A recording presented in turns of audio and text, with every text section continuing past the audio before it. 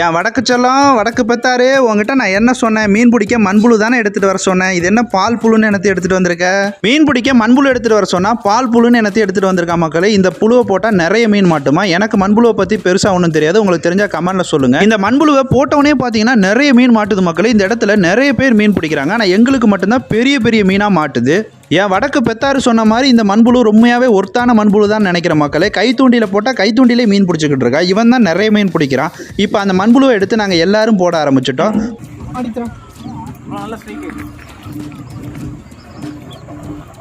எங்களுக்கு இந்த மண்புழுவை போட்டு மீன் பிடிக்கிறதுல பெரிய அனுபவம் எதுவும் கிடையாது மக்களே. எங்களுக்கு சொல்ல போனால் இதான் ஃபர்ஸ்ட் டைம். நாங்கள் மீன் பிடிக்க யூஸ் பண்ணுறது ரொம்பவே சிம்பிளான செட்டப்பு. எங்களோட பிரைடர் லைனில் ஒரு குச்சை உடச்சி கட்டிக்கிட்டோம். லூரை மாட்டுற சிவிலில் பார்த்தீங்கன்னா நாங்கள் முள்ளை மாட்டிட்டோம். அதுலேயே பார்த்தீங்கன்னா மண்புழுவையும் கோர்த்து தண்ணியில் போட்டோம் அப்படின்னா ஒரு 2 நிமிஷத்துக்கு ஒரு பெரிய மீனாகவே எங்களுக்கு மாட்டுது.